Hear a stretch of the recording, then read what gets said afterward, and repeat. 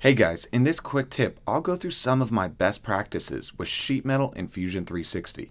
So let's jump into the sheet metal workspace. I know many of you are going to want to start by creating a sketch, but stop. Instead, we are going to use rule number 1, which is to create a new component first. Here we can select which sheet metal rules to use for this component. You can use different sheet metal rules for each sheet metal component. Also notice the sheet metal component and activate checkboxes are selected. Now that the base component is activated, I'll start sketching out my open profile. Notice I didn't close my profile to get the shaded region. Let's jump into the single flange command. When I select an open profile, I can pull out a sheet metal flange based on the contour. Now before we start designing more, let's create a flat pattern. This will require us to select the stationary face. The flat pattern will be created, which will have the correct lengths of the component using the specified K factor, which was specified in the sheet metal rule. Let's exit the flat pattern and start designing a new sheet metal component. First, let's activate the top level of this design and create a new sheet metal component. It is best practice for each sheet metal body to be in its own component because a sheet metal component can have only one flat pattern. So let's create a new sheet metal component. Traditional desktop CAD tools had multi-body sheet metal parts because they had different file types for both parts and assembly files.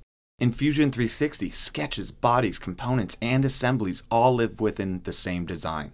Now let's continue. For this second sheet metal component, we will start by sketching out a complete rectangle.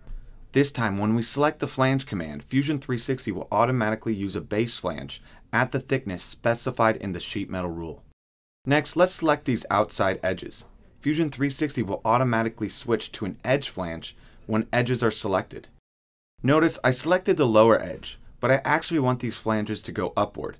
Simply click the flip option and we can start to drag the flange upward.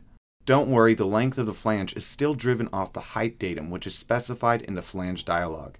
Now, if we examine the flanges further, we will notice there is some interference with our first sheet metal component. We can address this intersection by switching the bend position. In this case, using the adjacent bend location will prevent the interference of this component. Now, I don't want these two outside flanges to go the full length of the edge. Notice in the dialog, I get an item for every selected edge. Let's switch this edge to two side. We can use the arrows to determine how far this flange goes along the edge. Using two sides starts the measurement from the center of the selected edge. In contrast, for edge 1, we will use the 2 offset. This will start the measurement from the outside of the selected edge. Use whichever technique to meet your design intent. Let's flatten this second sheet metal component. Notice in this outside casing component, we do not have a flat pattern associated with the component yet. Once we use the create flat pattern command, a flat pattern will be generated for this component. Let's add one last flange. We will select these top 3 edges and notice that these flanges are automatically mitered. If you would not prefer to miter, uncheck the miter option.